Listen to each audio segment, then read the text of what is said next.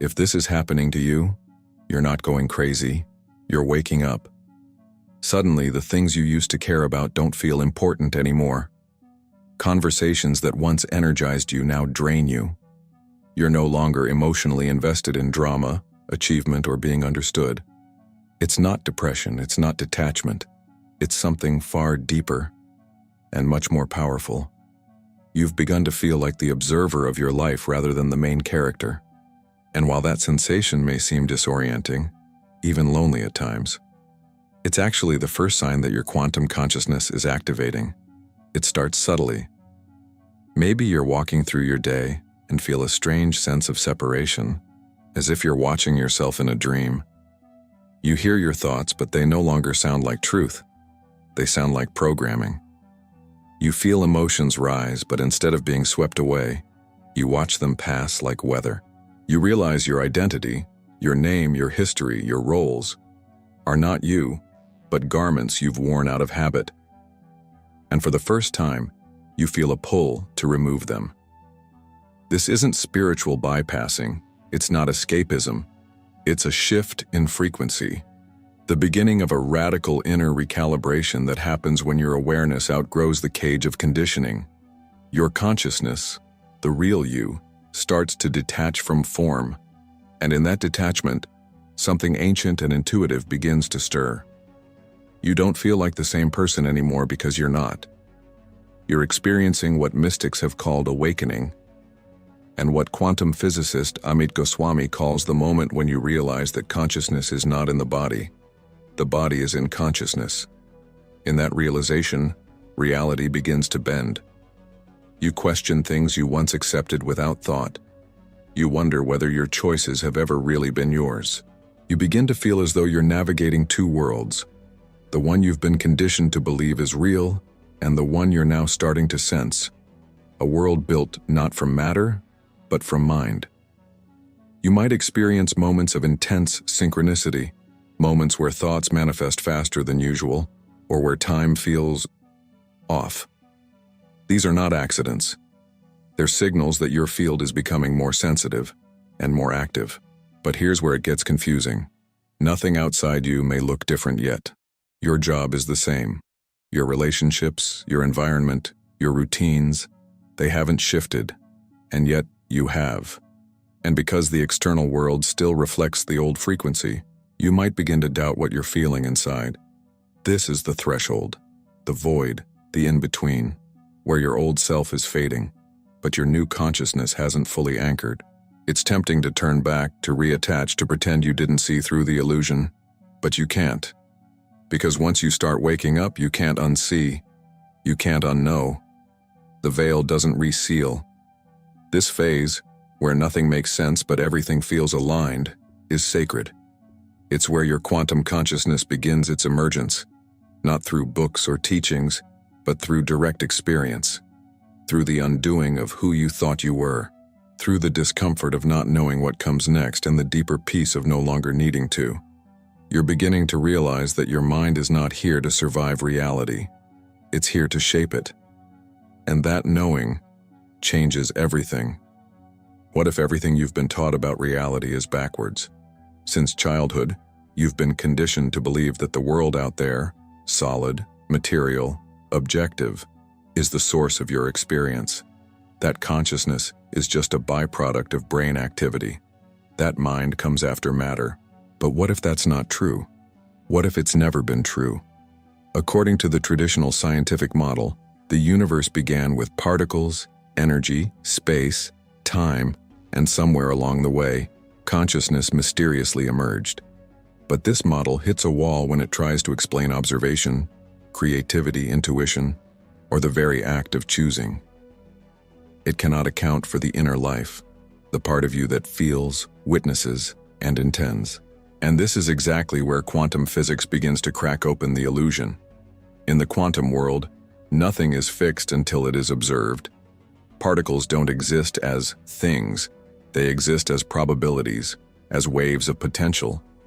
It's not until a conscious observer steps in that the wave collapses into a particle, into matter, into reality. This is not metaphysics, it's physics. and it breaks the materialist paradigm at its root. This is where thinkers like Amit Goswami go further.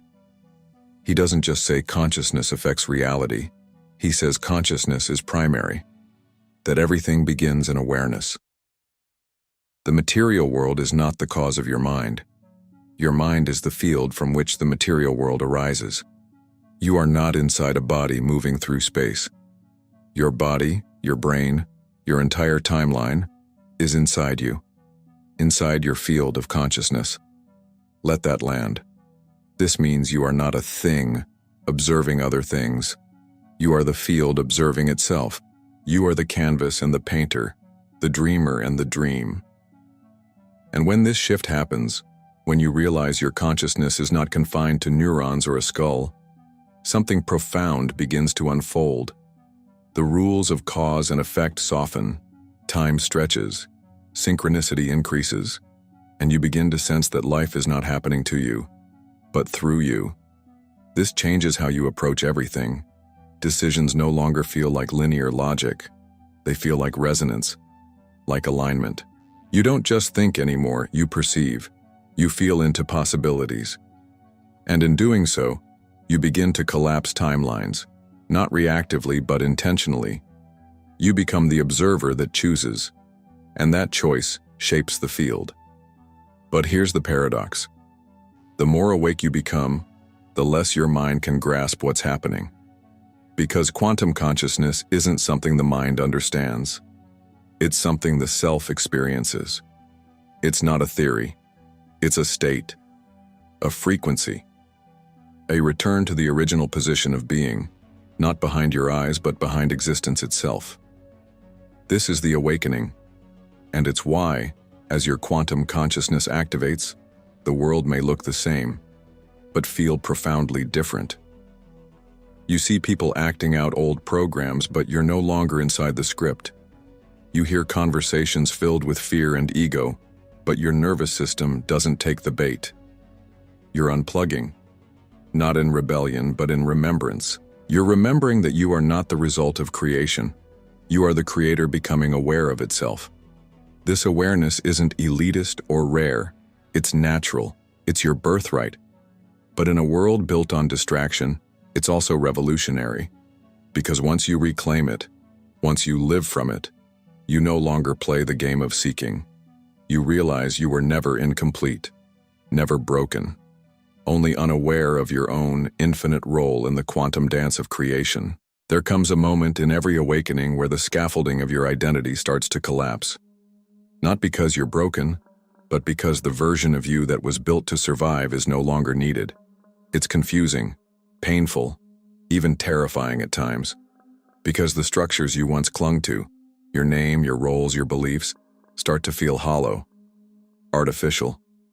And for the first time, you see that much of what you called you was never really you. This is not the end. This is the unraveling. And it's essential, because you can't awaken quantum consciousness while clinging to a mechanical identity. The two vibrate at incompatible frequencies. One is rigid, reactive, built from programming and survival. The other is fluid, expansive, attuned to presence and infinite choice. To enter one, the other must dissolve. At first, the ego doesn't like this. It panics, it fights, it whispers old stories. You're losing control. You don't know who you are anymore. Something's wrong with you. But nothing is wrong.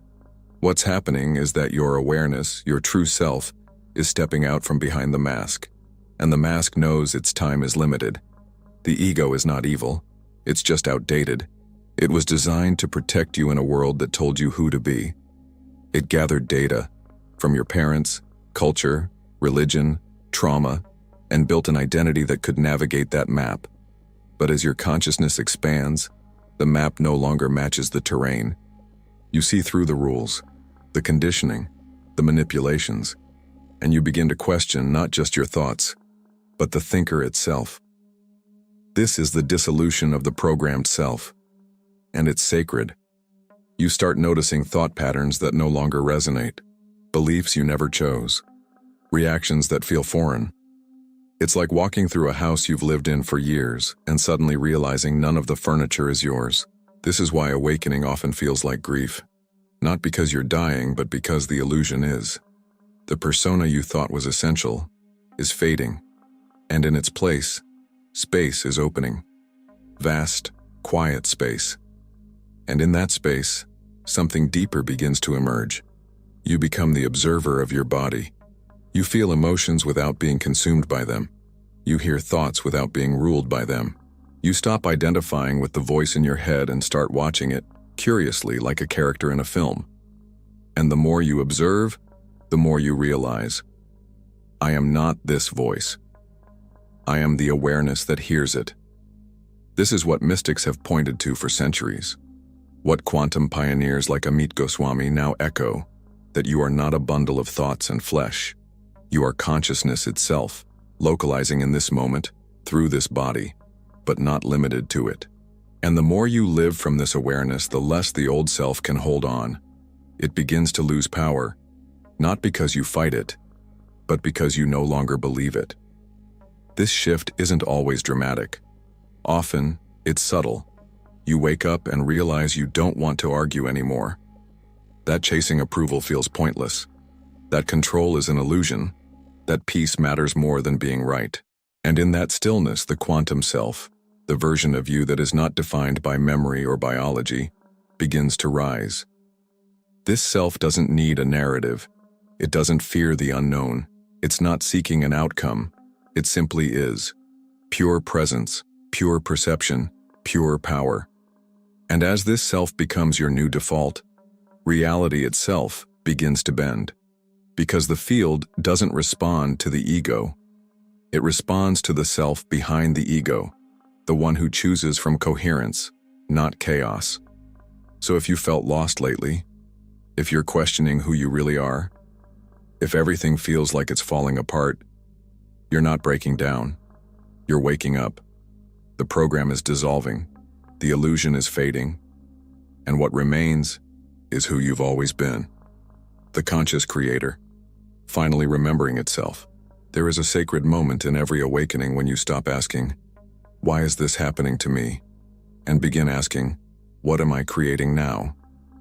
Up until now, you may have felt like life was something to survive or manage. Something happening around you, and sometimes to you, but rarely through you.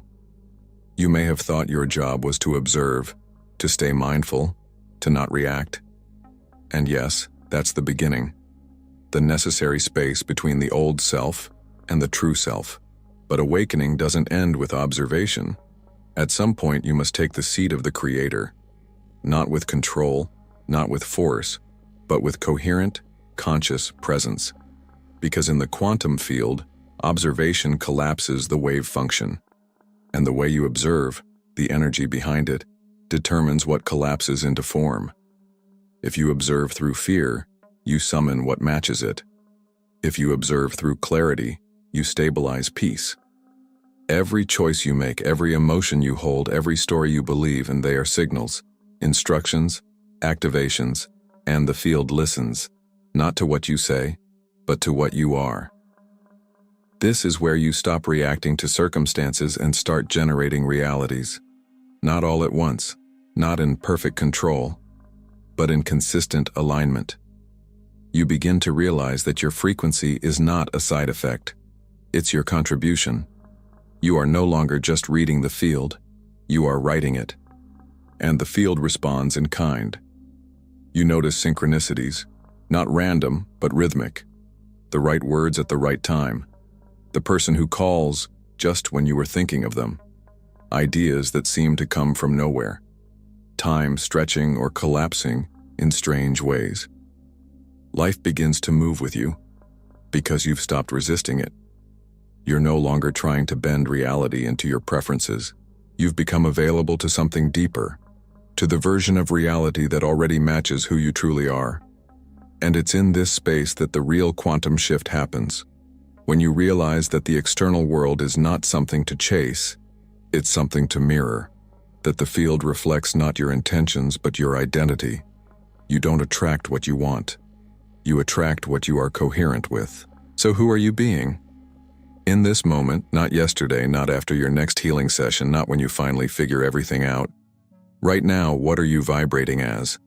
Are you still living as the memory of your past, or as the signal of your future? Because you cannot collapse a new timeline from an old state of being. You can't generate abundance from lack, clarity from confusion, love from fear. The field doesn't respond to effort. It responds to frequency. And the moment you align your inner world with your chosen reality, without evidence, without certainty, without needing validation, the shift begins. And that's the moment you realize the observer was always the creator.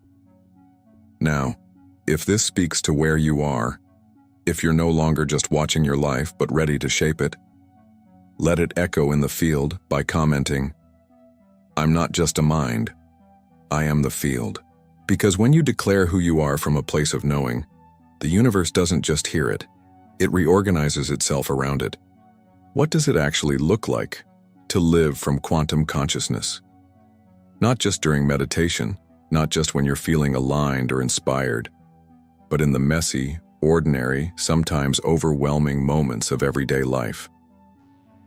This is the ultimate integration, when the insights you've received become your automatic state of being.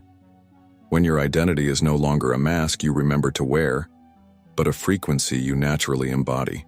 You begin to notice that your reactions have slowed down, not because you're forcing calm, but because the trigger simply doesn't land anymore.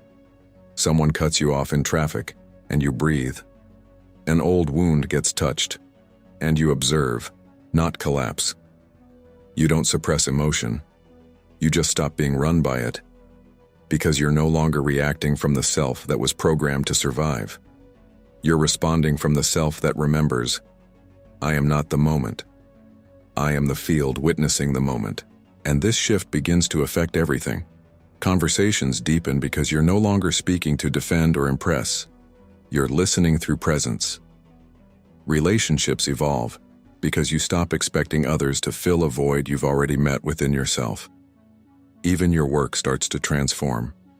Tasks that used to feel heavy now flow with new clarity because you're moving from alignment, not obligation. You stop pushing, you start pulling, you stop proving, you start radiating. From the outside, it might look like you're doing the same things, but inside, everything has changed. Because your point of reference is no longer external, it's vibrational, it's internal, it's the self, stabilized in awareness. And with that stability, your choices become more refined. You stop asking, is this the right decision? And start asking, is this the right frequency? You feel into timelines, not just outcomes. You trust the pull of intuition over the logic of fear. And in doing so, you collapse new versions of reality, not by effort, but by coherence. This is what it means to live as your quantum self, not floating above life, but moving through it with grounded sovereignty, not bypassing pain, but witnessing it from a deeper center, not needing control, but trusting calibration. And yes, you'll still face challenges. Yes, you'll still meet resistance, but you'll relate to those moments differently. You'll remember, this too is part of the field, and in remembering you reclaim your power, because nothing that shows up in your experience is random. It's all feedback, a reflection of your signal. And if you don't like the reflection, you don't fight the mirror. You adjust the source. This is the radical responsibility of quantum living, knowing that while you can't control everything, you are the point of origin, not of every event, but of your frequency in the face of it. And that frequency, steady, clean, aligned, becomes your portal. Amit Goswami often says, you choose your reality through how you collapse possibilities. And every moment is a new choice, a new observation, a new vibration. The question is no longer, will life align with me? But will I align with what I already know I am? Because the truth is, quantum consciousness isn't something you visit. It's something you stabilize. By now you may be feeling it, not just intellectually but viscerally, that quiet sense of return, not to the past, not to an identity, but to something deeper, something original, A recognition that you've always been more than your name, your story, or your circumstances. That what you call awakening isn't a new state. It's the uncovering of what was always there. But here's the truth no one tells you. Awakening is only the beginning. The real journey is stabilization, and that's where most people fall off. Not because they're weak or undisciplined, but because the world around them hasn't shifted yet. You return to your environment, your relationships, your patterns, and if you're not anchored in the new frequency, the old one quietly pulls you back in. This is why the space between awakening and embodiment is so fragile and so sacred. It's where your quantum consciousness must become your operating system, not just your insight. Where you no longer visit presence during moments of peace but live from it even in the chaos. Where your nervous system isn't waiting for external safety to regulate, because it is the safety, the signal, the new center of gravity. And this is also where you realize that embodiment isn't about perfection. It's about return, again and again. Realignment, reattunement. Not from guilt or fear, but from love, from deep knowing, from the part of you that no longer wants to escape life, but to experience it fully, from the highest vibration you can hold. To support that, I've created something very intentional. It's not a course, not a lecture, not another collection of ideas. It's a map, a guide for this exact moment in your journey. In the pinned comment below, you'll find a link to my ebook, Awaken Your Quantum Power. Inside, you'll discover the 7 energetic principles that allow you to live from your quantum self. Not occasionally, but consistently. It will show you how to stabilize your frequency, even when external reality hasn't caught up. How to shift your nervous system out of survival and into creation. How to stop chasing your future and start collapsing it into the now. You'll learn practices that blend neuroscience, quantum physics, and spiritual coherence, all designed to help you integrate this state, not as a peak experience, but as a new normal. Because you didn't come here to temporarily awaken. You came here to become the signal, to live from the field, to remember who you are, and then embody it without compromise. So if you've resonated with what you felt here today, don't let it fade as the next video plays. Anchor it, ground it, deepen it. The field isn't waiting for you to be perfect. It's waiting for you to be present and fully, unapologetically, and consciously. Your quantum consciousness isn't a concept, it's your next reality. And now, it's time to live from it.